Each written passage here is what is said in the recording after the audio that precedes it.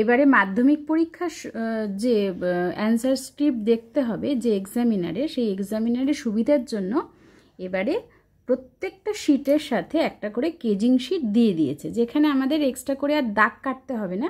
এটা একটা সুবিধা হয়েছে। এবার কেজিং শিটটা আমরা কিভাবে পূরণ করব, এখানে লেখা আছে দেখুন, this caging sheet must be attached with respective answer script.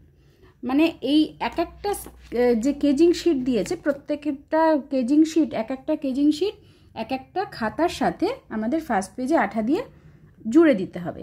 এবারে তারা কিভাবে অ্যান্সার করেছে সেই অনুযায়ী লিখতে হবে। এবার কেজিং শিটটা আমরা কিভাবে পূরণ করব, কিভাবে ফিল আপ করব, এখানে লেখা আছে সাবজেক্ট।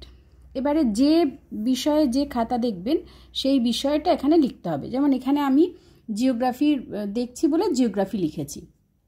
এখানে সেই স্টুডেন্টের রোল নাম্বার পাশাপাশি লিখতে হবে। এখানে যেমন আমি একটা রোল লিখেছি আর তার পাশে নাম্বারটা লিখে দিয়েছি, পরপর যেরকম যে অনুযায়ী তার রোল নাম্বার আছে সেইভাবে লিখে দিতে হবে।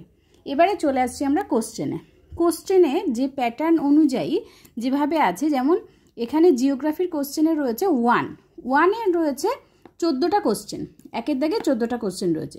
এবারে এখানে 1 লিখে এখানে আমি কিছু লিখব না। 1-এর নিচে এখানে কোশ্চেন নাম্বার দেওয়া আছে একটা ঘর, আর একটা ঘরে দেওয়া আছে মার্কস। এবার কোশ্চেন নাম্বার আমার 14টা কোশ্চেন আছে 1-এ, তাহলে 1, তারপরে 1.1, 2, 3, 4 এরম করে আমাদের এখানে ফার্স্ট লাইনে 9 অবধি ধরছে, তারপরে আর ধরছে না। সেটা আমরা বাকি পরের লাইনটা আমরা 14টা লিখলাম। তাহলে এভাবে আমরা স্টুডেন্ট যে নাম্বার পেয়েছে, মনে করুন 1-এর দাগের কোশ্চেনে সে 1 নাম্বার পেয়েছে, এখানে আমি 1 লিখলাম। 2-এর দাগেও 1 পেয়েছে, 1 লিখলাম। এভাবে 3-এর দাগে কিছু পাইনি, সেখানে আমি 0 পেয়েছে, 0 লিখলাম। এখানে 1 পেয়েছে, এখানে 1 লিখলাম। এভাবে আমরা নাম্বার শিটটা পূরণ করব। এভাবে নাম্বার করে দেখা যাচ্ছে 1-এর দাগে টোটাল নাম্বার পেয়েছে সে 10। তাহলে আমি এই টোটালে, যেহেতু সেকেন্ড লাইনে এসে শেষ হচ্ছে, টোটালে আমি এখানে 10 লিখব। ঠিক একইভাবে 2-এর দাগে রয়েছে 7টা কোশ্চেন। এবার 7টার মধ্যে স্টুডেন্ট যেভাবে উত্তর লিখেছে সেই অনুযায়ী আমরা এখানে মার্কসের জায়গায় নাম্বারগুলো পরপর বসাবো। বসিয়ে টোটাল যেটা হবে, যেমন 2-এর দাগে দেখা গেল 5 পেয়েছে, তাকে এখানে টোটালে 5 লিখলাম। আর এখানে একটা করে নাম্বার এই ঘরে ফিল আপ করতে হবে। এভাবে 2.1-এর দাগ আছে, 2.2-এর দাগ আছে, এখানে 8টা কোশ্চেন আছে, সেখানে যে নাম্বার পেয়েছে সেই নাম্বারগুলো আমরা এই মার্কসের জায়গায় এন্ট্রি করব। সেই পার স্টুডেন্ট যা নাম্বার পেয়েছে সেটা এন্ট্রি করব। আবার এখানে ঠিক একইভাবে 2.3-এর দাগে যে নাম্বার পেয়েছে সেগুলো বসাবো 2.4-এর দাগে। এভাবে 3-এর দাগ, 4-এর দাগ, 5-এর দাগ, 5-এর দাগে 2টো আছে কোশ্চেন, 5.1 আর 5.2।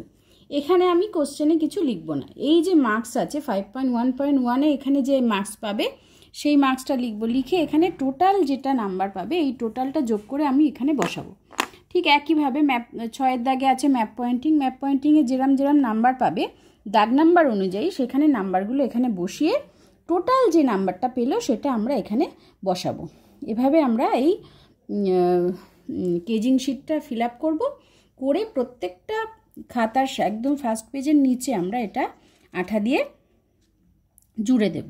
আর এখানে কত নাম্বার পেয়েছে সেটা বসাবো। আর এখানে এক্সামিনারের সিগনেচার বসবে। স্কুটিনিয়ারের ঘরে আমরা কিছু বসাবো না, স্কুটিনিয়ারের ঘরে স্কুটিনিয়ার বসাবে। আর এইখানটা আমরা এই স্টুডেন্ট কত টোটাল পেলো সেটা এখানে বসাবো, আর এখানে এক্সামিনারের সিগনেচার বসাবো। এভাবে আমরা কেজিং শিটটা ফিল আপ করবো।